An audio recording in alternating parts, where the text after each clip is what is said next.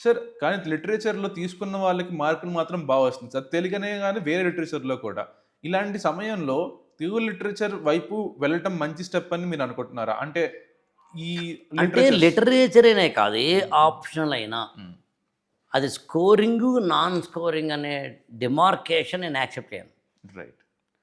ఎందుకంటే anthropology scoring అనుకుందాం. హ్మ్. అప్పుడు ఆంథ్రోపాలజీ తీసుకున్న ప్రతి ఒక్కళ్ళు ఐఏఎస్ అయిపోవాలిగా. ప్రతి ఒక్కళ్ళకి మంచి మార్కులు రావాలి కదా! సో, ఇక్కడ స్కోరింగు, నాన్ స్కోరింగ్‌తో సంబంధం లేదు. Right. It is the optional which is suitable to you the candidate or not. To you or not. Sir ఈ ఆప్షనల్స్ తీసుకుంటున్నప్పుడు చాలా జాగ్రత్తగా తీసుకోవాలి. బట్ చాలామంది ఎడ్జ్ కన్సిడర్ చేస్తారు సార్. జీఎస్‌లో పనికొస్తుంది. లేదా ఎథిక్స్‌లో పనికొస్తుంది. ఎస్ఏలో పనికొస్తుంది. అలా ఈ తెలుగు లిటరేచర్ తీసుకున్న వాళ్ళకి ఏమన్నా సెపరేట్ ఎడ్జ్ ఉందా? అంటే డైరెక్ట్‌గా ఒక పబ్లిక్ అడ్మినిస్ట్రేషన్ పాలిటీ కవర్ అయినట్టుగా, ఒక పొలిటికల్ సైన్స్ పాలిటీ కవర్ అయినట్టుగా, ఇంటర్నేషనల్ రిలేషన్స్ కవర్ అయినట్టుగా, ఒక జాగ్రఫీ ఆప్షనల్ డైరెక్ట్‌గా జాగ్రఫీ కవర్ అయినట్టుగా, ఆంథ్రోపాలజీ కొంతవరకు కవర్ అయినట్టుగా, కొంతవరకే. సోషియాలజీలో కూడా సోషల్ ఇష్యూస్, జనరల్ ఎస్సే లాంటి వాటిలో కవర్ అయినట్టుగా, హ్మ్. ఎథిక్స్ కొంతవరకు కవర్ అయినట్టుగా, తెలుగు లిటరేచర్ మాత్రం జీఎస్‌లో ఎక్కడ కవర్ అవ్వదు. హ్మ్. అందులో నాకు తెలిసి ఆంథ్రోపాలజీ అండ్ తెలుగు లిటరేచర్ అనే 2 ఆప్షన్స్ నేను అనుకోవడం జీఎస్‌లో ఎక్కడా కవర్ అవ్వదు. హ్మ్. ఆంథ్రోపాలజీ కూడా డైరెక్ట్‌గా అయితే ఎక్కడ కవర్ హ్మ్. అవ్వదు. ఏదో ఆ అప్రోచ్ టువర్డ్స్ సొసైటీ లాంటివి ఉపయోగపడతాయేమో తప్ప. మరి తెలుగు లిటరేచర్ ఒక నిజమైన ఎడ్జ్ ఏంటి సార్? తెలుగు లిటరేచర్ యొక్క నిజమైన ఎడ్జ్ ఏంటంటే, తెలుగు లిటరేచర్ ఆప్షన్ చదివితే హ్మ్. టోటల్ మన యొక్క ప్రిపరేషన్‌లో జనరల్ స్టడీస్‌లో 4 చోట్ల ఉపయోగపడుతుంది. హ్మ్. జనరల్ ఎస్సే రాయడానికి తెలుగు లిటరేచర్ ఆప్షన్‌లు బాగా ఉపయోగపడుతుంది. హ్మ్. జీఎస్ పేపర్ 1లో సోషల్ ఇష్యూస్ రాయడానికి హ్మ్. బాగా ఉపయోగపడుతుంది. హ్మ్. జీఎస్ అదే పేపర్ 1లో కల్చర్ పార్ట్‌ని బాగా రాయడానికి తెలుగు లిటరేచర్ ఆప్షన్ ఉపయోగపడుతుంది. హ్మ్. ఎథిక్స్ ఫోర్త్ పేపర్ హ్మ్. బాగా హ్మ్. రాయడానికి, ఎథికల్ డైలమాస్‌ని బాగా డీల్ చేయడానికి మాత్రం హ్మ్. ఖచ్చితంగా తెలుగు లిటరేచర్ ఆప్షనల్ ఉపయోగపడుతుంది. ఈ సబ్జెక్ట్ పరంగా గాకుండా క్యారెక్టర్ బిల్డింగ్ అంటే మనకి ఎండ్ ప్రొడక్ట్ ఏంటంటే సార్ ఒక సివిల్ సర్వెంట్‌కి ఒక క్యారెక్టర్ అనేది చాలా ఇంపార్టెంట్ అంటారు. ఈ యూపీఎస్సీలో తెలుగు లిటరేచర్ తీసుకున్న వాళ్ళ క్యారెక్టర్ కానీ, వాళ్ళ ఇన్‌ఫ్లూయెన్స్ కానీ, వాళ్ళ పర్సెప్షన్ కానీ ఏమన్నా మారుతుందా? లేకపోతే వేరే ఆప్షనల్ వాళ్ళతో సమానమే అంటారా? నేనేమంటానంటే, ఏ ఆప్షనల్ అయినా హ్మ్. ఆ మాటకొస్తే అసలు సివిల్ సర్వీసెస్ ప్రిపరేషనే క్యారెక్టర్ బిల్డింగ్ అంటాను నేను. Not just literature. హుహుహు. సోషియాలజీ చదివితే హ్మ్. సొసైటీ గురించి తెలుస్తోంది. హ్మ్. ఆంథ్రోపాలజీ చదివితే హ్యూమన్ బీయింగ్ గురించి తెలుస్తోంది. హ్మ్. మ్యారేజ్ అంటే ఏంటో, ఫ్యామిలీ అంటే ఏంటో, కిన్‌షిప్ అంటే ఏంటో, మోరల్స్ అంటే ఏంటో, ఎథిక్స్ అంటే ఏంటో, రిలిజియన్ అంటే ఏంటో, ఇవన్నీ మనకి ఆంథ్రోపాలజీ లాంటి వాటిలో తెలుస్తున్నాయి. ఎథిక్స్ పేపర్ చదివితే ఇంక చెప్పాల్సిన అవసరం లేదు కదా! దాని పేపరే ఎథిక్స్ అంటుంది కదా! అవును సార్. సో, సివిల్ సర్వీసెస్ ప్రిపరేషనే క్యారెక్టర్ బిల్డింగ్. హ్మ్. అందులో సందేహం లేదు. హ్మ్. ద ఓన్లీ డిఫరెన్స్ ఎక్కడ హ్మ్. అని అడిగితే, హ్మ్. మనము తెలుగు లిటరేచర్‌లో ఎక్కువగా డైరెక్ట్‌గా డీల్ చేసేది ఎథికల్ డైలమాస్ గురించి. హుహు. హుహు. క్యారెక్టర్ బిల్డింగ్ గురించి. హ్మ్. కాసుల పురుషోత్తమ కవి ఆంధ్రనాయక శతకం చదివితే హ్మ్. భక్తి కన్నా సామాజిక వికాసమే గొప్పది అని చెప్తుంది. హ్మ్. డైరెక్ట్‌గానో, ఇండైరెక్ట్‌గానో. హ్మ్. క్యారెక్టర్ బిల్డింగే కదా! హ్మ్. సమాజానికి నువ్వు ఉపయోగపడకపోతే, మిడిల్ క్లాస్‌కి నువ్వు ఉపయోగపడకపోతే, పేదవాళ్ళ యొక్క బాధను అర్థం చేసుకోకపోతే హ్మ్. అని చెప్పేదే కదా ఆత్రేయ ఎన్‌జీఓ నాటకం. అవును సార్. ఒక మనిషికి ఏదో ఒక టైంలో ఎథికల్ డైలమా వస్తుంది. హ్మ్. సుబ్బయ్య అనే ఒక వ్యక్తికి హ్మ్. భార్య సావిత్రి ఉండగా, హ్మ్. మనోరమ అనే ఇంకో 25 ఏళ్ల అమ్మాయితోటి పరిచయమైతే, ఈ ఎక్స్‌ట్రా మ్యారిటల్ రిలేషన్ దాన్ని ఎలా చూడాలి అనే దాన్ని ఒక ఎథికల్ డైలమాగా, క్యారెక్టర్ బిల్డింగ్ పాయింట్‌గా, క్యారెక్టర్‌కి సంబంధించిన వెరీ బేసిక్ క్వెషన్‌గా చూసినప్పుడు, అక్కడ రచయిత ఏం డీల్ చేస్తున్నాడని మనం చదవడం ద్వారా హ్మ్. మన క్యారెక్టర్ బిల్డింగ్ అవుతుంది. హుహుహు. శ్రీశ్రీ మహాప్రస్థానమైనా అంతే. అంతెందుకు అసలు ఇవాళ అత్యంత పెద్ద పెద్ద వాళ్ళు సెలబ్రిటీలు కానీ, అది పాలిటిక్స్‌లో కానీ, మరో చోట కానీ ఉన్న పెద్దవాళ్ళ పిల్లలందరూ ఇవాళ చెడిపోతున్నారనేది మనకు కొంచెం అర్థమవుతుంది. హ్మ్. అందరూ అనే పదం నేను కావాలని వాడి ఉండవచ్చేమో కానీ, హ్మ్. అందరూ అంటే నా ఉద్దేశ్యం ఎక్కువ మంది అని. హ్మ్. అది చూస్తున్నాం మనం. దాన్ని హ్మ్. సన్ స్ట్రోక్, డాటర్ స్ట్రోక్ అని కూడా పిలుస్తున్నాం మనం. ఇవాళ ఐఏఎస్ ఆఫీసర్ల పిల్లలు కావచ్చు, పొలిటీషియన్స్ యొక్క పిల్లలు కావచ్చు. ఈ పిల్లలందరూ కూడా పాడైపోతారు. ఎందుకు పాడైపోతారు? ఎలా పాడైపోతారు? ఆళ్ళ పిల్లల పెంపకం ఎలా ఉండాలనే దాన్ని తెలుగు లిటరేచర్ ఆప్షనల్లో ఎప్పుడో 15వ శతాబ్దంలో అంటే ఇవాటికి 500 సంవత్సరాల కిందట శ్రీనాథుడు అనే తెలుగు కవి కాశీఖండం అనే ఒక పుస్తకంలో గుణనిధి కథ అనే కథలో పిల్లలు ఎలా చెడిపోతారు అని తండ్రికి ఎంత ఆస్తి ఉంటే పిల్లలు చెడిపోతారు అనేది అతిపెద్ద గొప్పగా చెప్పింది కాదా. సో క్యారెక్టర్ బిల్డింగ్ అయినా ఏదైనా తెలుగు లిటరేచర్ ఆప్షన్ ఖచ్చితంగా ఉపయోగపడేలా చేస్తుంది. ఇంకా శతక పద్యాలు చెప్పనక్కర్లేదు. సుమతి శతకం కానీ, వేమన శతకం కానీ, భాస్కర శతకం కానీ, అందులో తెలుగు లిటరేచర్ చదివితే డైరెక్ట్గా ఎథికల్ అంటే క్యారెక్టర్ బిల్డింగ్ ఉపయోగపడుతోంది. మిగతా ఆప్షన్లు చదివితే ఇండైరెక్ట్గా ఉపయోగపడుతోంది. అసలు సివిల్ సర్వీసెస్ ప్రిపరేషనే క్యారెక్టర్ బిల్డింగ్ ప్రాసెస్ అని నమ్ముతాను. కాబట్టి నేను నా తెలుగు లిటరేచర్ మాత్రమే చాలా గొప్పదని చెప్పడం తప్పు. ఏ ఆప్షన్ అయినా కానీ నీ క్యారెక్టర్ బిల్డింగ్ ఉపయోగపడుతుంది. మా తెలుగు లిటరేచర్ మాత్రం కొంచెం ఎక్కువ ఉపయోగపడుతుంది, డైరెక్ట్గా ఉపయోగపడుతుంది. సార్ మీరు వేమన శతకం గురించి మాట్లాడారు కదా, మీకు నచ్చిన ఒక శతకంలో ఒకటి చెప్పి ఒక పద్యం అంటే చెప్పండి. ఎన్నెన్ని చెప్పొచ్చు. వేమన పద్యమైనది మనకి బాగా relevant గా వినదగు ఉన్నది ఒకటి. నెవ్వరు చెప్పిన వినినంతని వేగి పడక వెవ్వరింపదగను కని కళ్ళ నిజము తెలిసిన మనుజుడిపో నీతిపరుడు మహిళో సుమతి బద్దెన గారు రాసింది. అది ఎందుకు మీరు అడిగిన వెంటనే నేను చెప్తాను. ఇవాళ సరిగ్గా సరిపోతుంది మనకి. వినదగు నెవ్వరు చెప్పినా ఎవరైనా ఏదైనా చెప్తే విను, వినినంతనే వేగి పడక వివరింపదగను, విన్న వెంటనే నమ్మేయకు. ఇవాళ మనం అదే నమ్మేస్తాం కదండి. ఫస్ట్ వీడియో పెట్టిన కింద కామెంట్స్ అవుతున్నావు. కామెంట్స్ అవుతున్నావు అంటే అర్థం ఏంటి? నువ్వు ఇతరులు ఏం చెప్పారు అనేది వినాలనుకుంటున్నావు తప్పించి నేను వాడేం చెప్పాడు డైరెక్ట్గా వినాలనుకోవట్లేదు. నీకు ఏం తెలుసులని. కానీ కళ్ళ నిజమో తెలిసిన, ఏది నిజమో ఏది అబద్ధమో తెలిసిన వాడు నీతిపరుడు లేదా గొప్పవాడు. సో అందుకని అదొకటే కాదు. ఉప్పు కప్పరం ఒక్క పోలికనంటూ చూడ రుచులు జాడవేరు పురుషులందు పుణ్య పురుషులు వేరే విశ్వదాభిరామ ఇంద్రవేమ అన్నీ ఒకలాగే ఉంటాయి. కానీ పురుషులందు పుణ్య పురుషులు అంటే you have to search for the quality, you have to go with the quality. అందరూ చెప్పింది నమ్మద్దు, వినొద్దు, పైన ఆకారం చూసుకోవద్దు, ర్యాంకర్లను చూసుకోవద్దు, ఇన్స్టిట్యూషన్ చూసుకోవద్దు, వాడి బిల్డింగ్లు చూడవద్దు. వెళ్ళండి, వినండి, మాట్లాడండి, చూడండి, ఏది నిజమో ఏది ఇత్తడో ఏది పుత్తడో ఏది బంగారమో ఏది మామూలో ఏది ఉప్పో ఏది కర్పూరమో చూసుకోండి అని చెప్పడానికి ఇంతకన్నా సుమతి శతక పద్యాన్ని వేమన పద్యాన్ని మించిందే ఉంటాయి. సార్ మీరు ఎవరినన్నా నువ్వు ప్రిపరేషన్ ఆపే లేకపోతే నువ్వు ప్రిపరేషన్ చెయ్యొద్దు అని చెప్పారా సార్? చాలా సందర్భాల్లో చాలామందికి చాలాసార్లు చెప్పాను నేను. డైరెక్ట్గా చెప్పానా ఇండైరెక్ట్గా చెప్పానా అన్నది వేరే విషయం. కానీ ఏమంటే మీకు ఐఏఎస్ రాదండి ఆపేయండి అని చెప్పిన సందర్భాలు ఉన్నాయి. నీకు ఐఏఎస్ వస్తుందయా బాబు, లేదు వస్తుందమ్మా తల్లి, దయచేసి విడవద్దు, అది కూడా నన్ను అసలు విడవద్దు అని చెప్పిన సందర్భాలు చాలా ఉన్నాయి. నేను ఐఏఎస్ అవుతావు అని చెప్పిన వాళ్ళు ప్రిపేర్ అవ్వక సరిగ్గా ఐఏఎస్ కాని వాళ్ళని చూశాను. నేను ఐఏఎస్ అవుతావయ్యా నువ్వు అంటే కనుక వాడికి ఇంట్రెస్ట్ లేకపోయినా వచ్చి ఐఏఎస్ అయిన వాళ్ళని చూశాను. నేను ఐఏఎస్ అవుతాను సార్, ఇక్కడే ఉంటాను సార్ 30 ఏళ్ళు అంటే అక్కర్లేదు బాబు నీకు రాదు, నువ్వు వెళ్ళి వ్యాపారం పెట్టుకుంటే అలా పెట్టుకుని అక్కడ సక్సెస్ అయిన వాళ్ళని చూశాను. ఒక డాక్టర్ లాగైతే 25 ఏళ్ళ ఎక్స్పీరియన్స్ డాక్టర్ ఉంటే ఓ పేషెంట్ని చంపుతాడు, ఓ పేషెంట్ని రక్షిస్తాడు, ఎవరిని రక్షించాడు ఆయనకి తెలియదు. ఎవరికో చిన్న సలహా ఇచ్చే వాళ్ళు ఆ సలహాని పాటించి ఉండవచ్చు, ఒకళ్ళు సలహా చెప్తే పాటించకుండా ఉండవచ్చు. ఆపరేషన్కి వెళ్ళొద్దాయి అంటే వెళ్ళిన వాడు ఉండవచ్చు, వెళ్ళక్కర్లేదా అంటే ఆగిన వాడు ఉండవచ్చు. మా ఫీల్డ్లో కూడా ఉంటుంది. కాబట్టి నేను చెప్పిన సందర్భాలు చాలా ఉన్నాయి. అలా చెప్పడానికి ఏమన్నా ముఖ్య కారణం ఉన్నాయా సార్? లైక్ మీరేమన్నా ఒక మనిషిని చూసినప్పుడు మీ పర్సెప్షన్లో ఇతనికి రాదు అని అన్నప్పుడు ఏమన్నా ముఖ్య కారణాలు ఉన్నాయి సార్ దానికి? చాలా మంచి క్వశ్చన్ శ్రీరామ్. విచిత్రం ఏంటంటే నేను వ్యక్తిని బట్టే చెప్పను. అంటే ఇతను ఎర్రగా బుర్రగానో నల్లగానో పుట్టిగానో పొడుగ్గానో లేదా ఇంకొకటి అదేమి ఆకారమో కాదు వికారమో కాదు ఏం కాదు. నాకు తెలిసి 5 ఉంటే ఇక్కడ ఐఏఎస్ అవుతాడు ఎవడని అంతే. ఒకటి కన్సిస్టెంట్ ప్రిపరేషన్. ప్రిపరేషన్లు 2 ఏళ్ళు 3 ఏళ్ళు 4 ఏళ్ళు 5 ఏళ్ళు ఏడాదో నీ ఓపిక అని ఇక్కడ కన్సిస్టెంట్గా ప్రిపేర్ అవ్వాలి. ఓ రోజు ప్రిపేర్ అయ్యి ఓ రోజు ప్రిపేర్ అవ్వకపోతే రాదు ఇక్కడ. 2 నెలలు ప్రిపేర్ అయ్యి 3 నెలలు ఆపితే రాదు ఇక్కడ. అందులో కన్సిస్టెన్సీ అబ్బాయికి లేదా అమ్మాయికి ఉందో లేదో చెక్ చేసుకుంటాను నేను. తర్వాత రెండవది కంటెంట్. అప్పటికి ఎలా ఉంది, చదివితే ఎలా ఉంటుంది, ముందు చదివితే ఎలా ఉంటుంది, కన్సిస్టెంట్ హార్డ్ వర్క్కి కంటెంట్ బేస్ ఎలా డెవలప్ చేసుకుంటాడు, డెవలప్ చేసుకోగలడా లేడా, అసలు ఈ కన్సిస్టెన్సీకి హార్డ్ వర్క్ ఇలాగ ఇతను కంటెంట్ డెవలప్మెంట్లో సింక్ చేసుకుంటాడు లాంటిని చెక్ చేసుకోవడం. 0 to 10 అనే స్కేల్లో ఎంత పెడుతున్నాము అనేది. మూడవది కమ్యూనికేషన్. అతను ఎలా మాట్లాడుతున్నాడు, అతని బాడీ లాంగ్వేజ్ ఎలా ఉంది, ఓరల్ కమ్యూనికేషన్ ఎలా ఉంది, రిటర్న్ కమ్యూనికేషన్ ఎలా ఉంది, ఏ విధంగా ఉన్నాడు అతను అన్నది. నాలుగవది క్లారిటీ. క్లారిటీతో ఉన్నాడా, కన్ఫ్యూజన్గా ఉన్నాడా, లేదా ఉందా అమ్మాయి.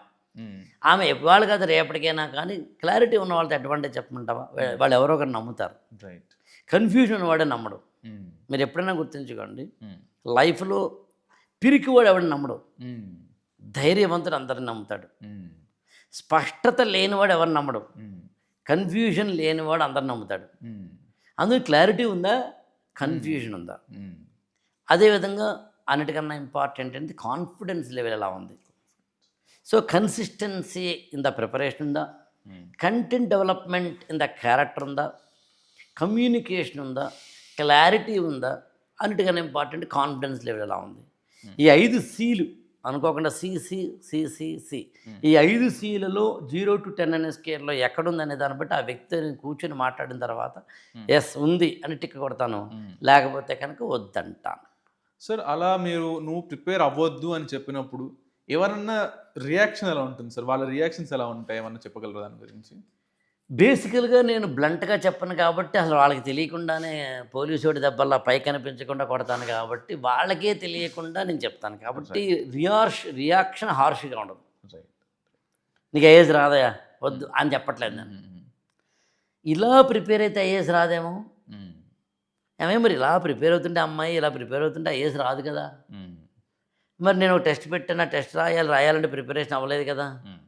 ఇలా వాళ్ళకి వాళ్ళే సెల్ఫ్ రియలైజేషన్ వచ్చి ఐదర్ నేను ఇందాక చెప్పిన 5 Cలు డెవలప్ అయ్యేలా చేస్తాం, లేని పక్షంలో విత్డ్రా.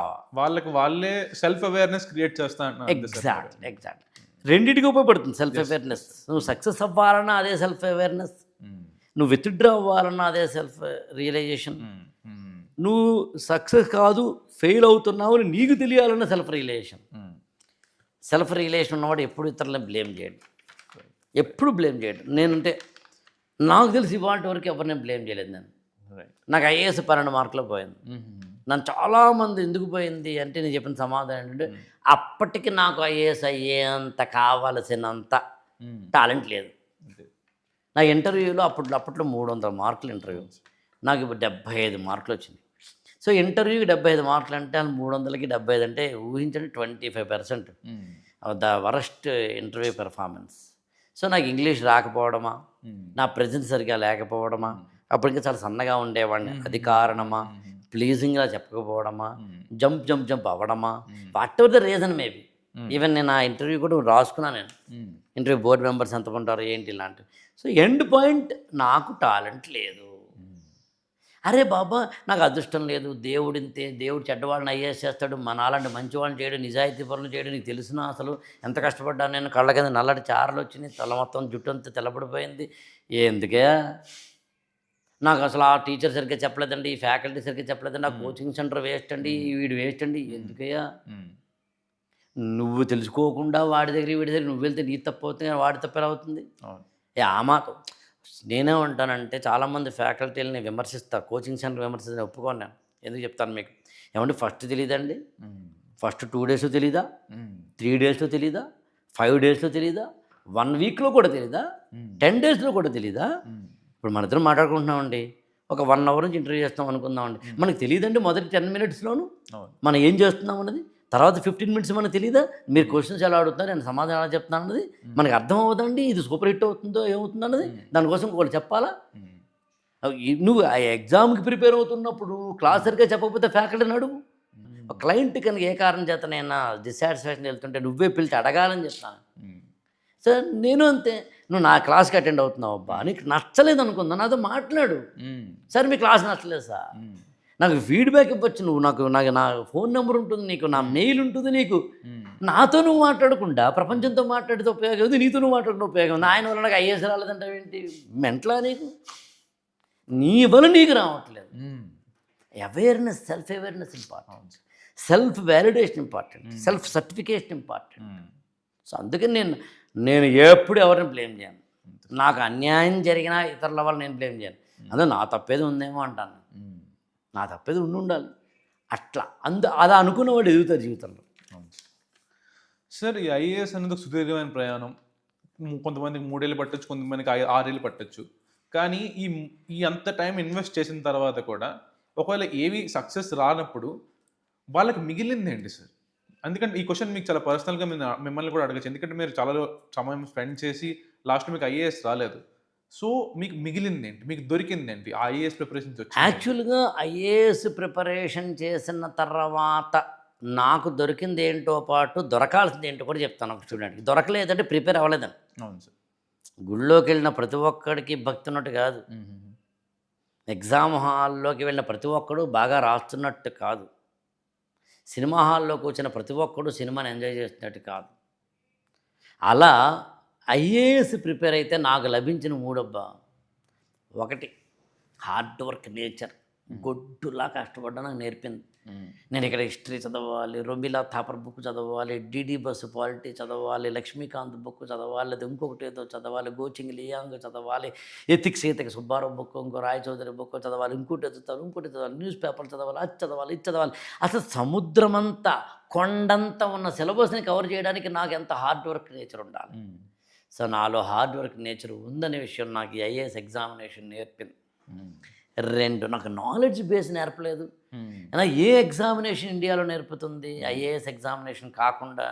మీరు సిఏ చదవండి, only commerce based and legal based కొంచెం చదువుతారు. సిఏ చదవండి అలాగే ఉంటుంది. ఎంబీబీఎస్ చదవండి ఆ సబ్జెక్ట్సే ఉంటాయి. ఇంజనీరింగ్ చదవండి ఆ సబ్జెక్ట్సే ఉంటాయి. డిఎస్సి చదవండి ఆ సబ్జెక్ట్సే ఉంటాయి. ఎంఏ తెలుగు చదవండి ఆ సబ్జెక్టే ఉంటుంది. అరే బాబా, ఈ దేశంలో ఒకే ఒక ఎగ్జామినేషన్ మొత్తం అన్నిటిని చదవమంటోంది. హ్మ్. అంతకన్నా నాలెడ్జ్ ఏం కావాలి? హ్మ్. సో నాకు హార్డ్ వర్క్ నేచర్ ఉందన్నది నేర్పుతోంది. నాకు నాలెడ్జ్‌ని నేర్పుతోంది, పెంచుతోంది.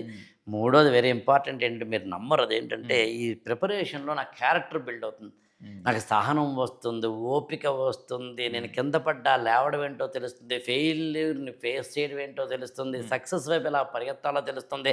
ఎంత ప్రయత్నించినా ఇక్కడ సక్సెస్ రాదేమో, రాకపోయినా బతక తప్పదేమో అన్న విషయం తెలుస్తుంది. ఎవరికి ఎందుకు సక్సెస్ అయ్యిందో మనకు అర్థం కాక మెంటలెక్కి అయి కర్మ సిద్ధాంతం అంటే ఇదేనేమో అని తెలుస్తుంది. మనకు ఐఏఎస్ ఎందుకు రాలేదు అనే దానిలో ఏడవాలో తెలియదు, అవతల వాడికి వచ్చిందని ఏడవాలో తెలియదు. కాబట్టి ఏడుపు ఉండడంలో ఉపయోగం లేదని తెలుస్తుంది. అసూయ, ద్వేషం అక్కర్లేదని తెలుస్తుంది. ఈర్ష్య వద్దని చెప్తుంది. అందరినీ ప్రేమించమని చెప్తుంది, అందరినీ గౌరవించమని చెప్తుంది. ఈ దేశపు ఆర్థిక వ్యవస్థ ఏంటో చెప్తుంది, రాజకీయ వ్యవస్థ ఏంటో చెప్తుంది. ఇంతకన్నా ఏం కావాలి? నా దృష్టిలో మీరు నమ్మినా నమ్మకపోయినా ఐఏఎస్కి బాగా ప్రిపేర్ అవ్వండి. రాకపోతే మీ అంత అదృష్టవంతులు లేరు. వస్తే ఈ దేశం అంత అదృష్టం మరొకటి లేదు. సార్, ఇప్పుడు ఈ ప్రిపరేషన్ అనేది లాంగ్ టర్మ్ జరుగుతుందని చెప్పి మీరు అన్నారు. ఈ దాంట్లో ఫస్ట్‌లో ఉండే ఎక్సైట్‌మెంట్ కానియండి, ఉత్సాహం కానియండి, అది మెల్లగా డ్విండిల్ అయిపోతుంది. ఒక 6 మంత్స్ తర్వాత, 1 ఇయర్ తర్వాత, ఒక 2 ఇయర్స్ తర్వాత, కాదు 4 ఇయర్స్ తర్వాత. ఇంత లాంగ్ టర్మ్‌గా ఆ పర్సివరెన్స్ ఎలా క్రియేట్ చేసుకోవచ్చు ఒక యాస్పిరెంట్? ఇప్పుడు మన ఇంటర్వ్యూ స్టార్ట్ చేసి ఒక 1 అవరో, 1 ½ అవర్ అయింది అనుకుందాం సరదాగా. నేను ఇంటర్వ్యూ స్టార్ట్ చేసినప్పుడే ఫస్ట్ క్వశ్చన్‌కి ఇలా కూర్చుని చాలా ఉత్సాహంగా చెప్పి, కాలు మీద కాలు వేసుకుని కూర్చుని చెప్పి, తర్వాత రెండో క్వశ్చన్‌కి కొద్దిగా ఎనర్జీ పోయి, మూడో క్వశ్చన్ ఇంకా ఎనర్జీ పోయి, నాలుగో క్వశ్చన్స్‌కి ఇలాగ అయిపోయి, ఐదో క్వశ్చన్‌కి ఇంకా చెప్పండి శ్రీరామ్ గారు అని అంటున్నాను అనుకుందాం. దానికి 2 కారణాలు ఉంటాయి. ఒకటి ఐదర్ నా ఫిజికల్ ఎనర్జీ లోపమై ఉండాలి, అంటే నాకు జ్వరం రావడము మరొకటో ఉండాలి. లేని పక్షంలో నా మైండ్ మెంటల్ లేదా సైకలాజికల్ ఎనర్జీ తగ్గి ఉండాలి. ఫిజికల్ ఎనర్జీ తగ్గితే నేనే కాదు, మీరే కాదు, ఎవరైనా పడుకోవాల్సింది. అది పక్కన పెడితే సైకలాజికల్ ఎనర్జీ వస్తే ఎవరికి తగ్గుతుందండి సైకలాజికల్ ఎనర్జీ? అంటే ఏ పని అయితే నువ్వు చేస్తున్నావో ఆ పని నీకు ఇష్టం లేకపోతే తగ్గుతుంది. రైట్. నువ్వు ఏ పని అయితే ఇష్టం లేకుండా చేస్తున్నావో ఆ పనిలో ఎప్పుడు నీ ఎనర్జీ ఉండదు. రైట్. అందుకని ఐఏఎస్ ఎగ్జామినేషన్ ప్రిపరేషన్ ఇష్టపడు, రిజల్ట్ని కాదు. ప్రాసెస్ని ఇష్టపడు, ఫలితాన్ని కాదు. You please enjoy the journey, not just the destination. You don't just please have that. నాకు ఐఏఎస్ ఎప్పుడు అవుతాను కాదు, ఐఏఎస్ ప్రిపరేషన్ ఎప్పుడు చేస్తాను. రోజు కొత్తగా ప్రిపేర్ అవ్వు, ఎగ్జైట్ అవ్వు. అరే ఎంత బాగుందో, అరే అవునా కొత్తగా ఉంది, ఏదో ఆర్టిఫిషియల్ ఇంటెలిజెన్స్ వచ్చింది అంటే ఏంటి, ఏఐ టూల్స్ అంటే ఏంటి, ఎల్ఎల్ఎం అంటే ఏంటి, ఇవన్నీ నేర్చుకో, తెలుసుకో. సో అందుకని నువ్వు ప్రేమించుకుంటూ, నీ యొక్క రిజల్ట్ని ప్రేమించుకుంటూ, దాంతోపాటు నీ యొక్క జర్నీ, ప్రిపరేషన్ జర్నీని కూడా ప్రేమించుకుంటే నీ ఎనర్జీ ఎక్కడికి పోదు. సో పర్సివరెన్స్‌కి క్యూరియాసిటీ కావాలంటారు మీరు. భలే చెప్పారు, అసలు క్యూరియాసిటీ కావాలి. చంటి పిల్లవాడు చూడు, వాడు ఎప్పుడు డల్గా ఉండడు. చంటి పిల్లవాడు ఎప్పుడు డల్గా ఉండడు అంటే ఫిజికల్ ఎనర్జీ పోతే అది వేరే కథ. నేను ఫిజికల్ ఎనర్జీ అంటే జ్వరం వస్తే డల్గానే ఉంటారు అలాగా. లేకపోతే ఎందుకు డల్గా ఉండట్లేదు వాళ్ళు అంటే వాడికి అన్ని కొత్తగా డిఫరెంట్గా ఉంటాయి. వాడి కెమెరా కొత్తగా చూస్తాడు, యాక్చువల్గా నిన్ను కొత్తగా చూస్తాడు, ఇంటికి ఎవరు వచ్చారు కొత్తగా చూస్తారు, ఏదో బెల్లం పెడితే కొత్తగా చూస్తారు, అల్లం పెడితే కొత్తగా చూస్తారు, షుగర్ కొత్తగా చూస్తారు, ఉప్పుని కొత్తగా చూస్తారు, అది కొత్తగా అనిపిస్తాయి యాక్చువల్గా. రోజు చదువుతుంటే నీకు బోర్ కొడుతుంటారు చాలామంది. బోర్ కొట్టుంటే కొత్తగా చదువుతున్నావు కదా, బోర్ ఎందుకు కొడుతుంది యాక్చువల్గాను? హిస్టరీని మళ్ళీ చదువుతుంటే మీరు నమ్మరు. ఒకసారి నేను శ్రీరామ్ ఏదో మొన్న మధ్యన ఏదో హిస్టరీకి సంబంధించి ఎవరో సెమినార్కి నన్ను తీసుకోమన్నారు యాక్చువల్గా. నేను ఈ సెమినార్ తీసుకుంటున్నప్పుడు మీరు నమ్ముతారులే తెలియదు కానీ నేను యాక్చువల్గా మళ్ళీ హిస్టరీని చదువుతాను యాక్చువల్గా. నేను ప్రతిసారి కొత్తగా నోట్స్ రాసుకుంటాను. నేను 3 పెన్నులు పెట్టి దాన్ని ఎవరు అడిగారు యాక్చువల్గా, మా అమ్మాయి ఎవరు గుర్తులేదు నాకు. మళ్ళీ ఏం రాస్తావు అన్న, మళ్ళీ ఏం రాస్తారు సార్ మీరండి, మళ్ళీ ఏం రాయడం ఏంట్రా, కొత్త సెమినార్ కొత్తగా ప్రిపేర్ అవ్వాలంటే కొత్తగా నేర్చుకోవాలి.